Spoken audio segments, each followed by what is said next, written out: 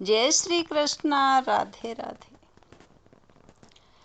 आपको मेरा नमस्कार। आज मैं आपको वामन द्वादशी के बारे में बताती हूँ। वामन द्वादशी को भगवान वामन ने जन्म लिया था।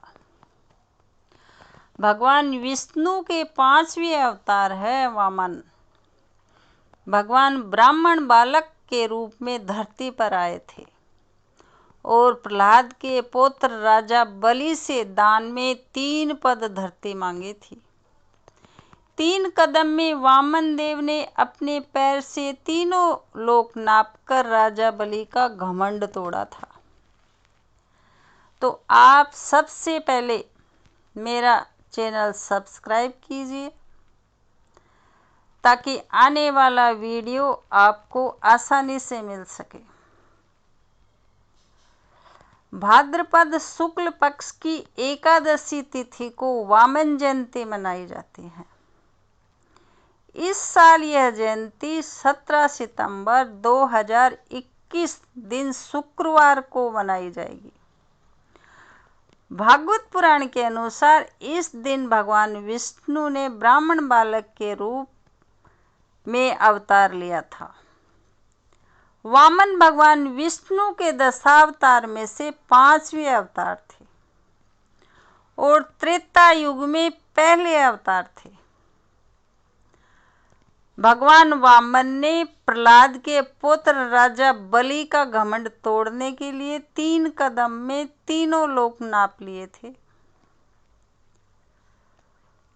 वामन देव ने भाद्रपद माह के शुक्ल पक्ष की द्वादशी को अभिजीत मुहूर्त में श्रवण नक्षत्र में माता अदिति व कश्यप ऋषि के पुत्र के रूप में जन्म लिया था। भागवत पुराण के अनुसार अत्यंत बलशाली दैत्य राजा बलि ने इंद्रदेव को पराजित कर स्वर्ग पर अपना आधिपत्य स्थापित कर लिया था। भगवान विष्णु के परम भक्त प्रहलाद के पुत्र और दानवीर राजा होने के बावजूद राजा बलि एक भिमानी राक्षस था। बलि अपनी शक्ति का दुरुपयोग कर देवताओं और ब्राह्मणों को डराया व धमकाया करता था। अत्यंत पराक्रमी और अजेय बलि अपने बल से स्वर्गलोक, भूलोक तथा पाताल लोक का स्वामी बन बैठा। जब स्वर्ग से इंद्रदेव का अधिकार छिन गया तो इंद्रदेव अन्य देवताओं को साथ लेकर भगवान विष्णु के पास पहुंचे।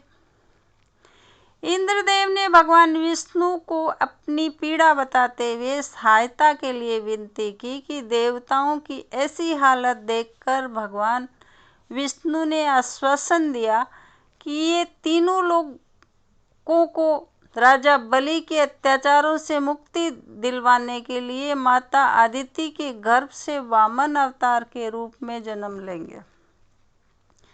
जिसके बाद भगवान विष्णु ने वामन के रूप में धरती पर 5वां अवतार लिया। भगवान वामन एक बोने ब्राह्मण के वेश में राजा बलि के पास गए और उनसे अपने रहने के लिए 3 कदम के बराबर भूमि देने का आग्रह किया। उनके हाथ में एक लकड़ी का छाता था। हालांकि गुरु शुक्राचार्य के राजा बलि को किसी भी प्रकार के वचन देने को लेकर चेताया, लेकिन राजा बलि ने माने और ब्राह्मण पुत्र को वचन दिया कि उनकी ये मनोकामना जरूर पूरी करेंगे।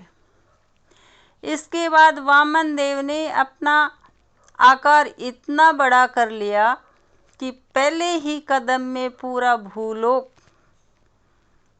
नाप लिया, दूसरे कदम में देवलोक नाप लिया और तीसरे कदम के लिए कोई भूमि नहीं बची। लेकिन राजा बलि अपने वचन के पक्के थे, इसलिए तीसरे कदम के लिए राजा बलि ने अपना सिर झुकाकर कहा कि तीसरा कदम प्रभु यहाँ रखें। वामन देव राजा बलि की वचनबद्धता से अति प्रसन्न हुए, इसलिए वामन देव ने राजा बलि को पाताल लोक देने का निश्चय किया और अपना तीसरा कदम बलि के सिर पर रखा, जिसके फलस्वरूप बलि पाताल लोक में पहुंच गए।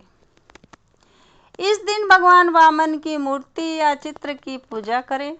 मूर्ति है तो दक्षिणावर्ती शंख में गाय का दूध लेकर अभिषेक करें। चित्र है तो सामान्य पूजा करें। इस दिन भगवान वामन का पूजन करने के बाद कथा सुने और बाद में आरती करें। अंत में चावल, दही और मिश्री का दान कर किसी गरीब या ब्राह्मण को भोजन कराएं। मान्यताओं में एकादशी का बेहद महत्व है, क्योंकि हर एक वामन एकादशी एक खास व्रत से जुड़ी है। इस दिन लोग पूर्ण विधि के अनुसार व्रत रखते हैं और व्रत से जुड़े देवी देवताओं की पूजा करते हैं। हर एक एकादशी में विशेष देव की पूजा करने का एक खास फल भी प्राप्त होता है। ऐसी मान्यता है कि यदि जिस रूप में व्रत रखने एवं पूजा की विधि बताई गई ठीक उसी प्रकार से करो तो भगवान जरूर प्रसन्न होते हैं। तो ये वीडियो आपको जरा भी हेल्पफुल लगे तो लाइक करें, शेयर करें, बेल बटन प्रेस करें ताकि आने वाला वीडियो आपको आसानी से या सबसे पहले मिल सके।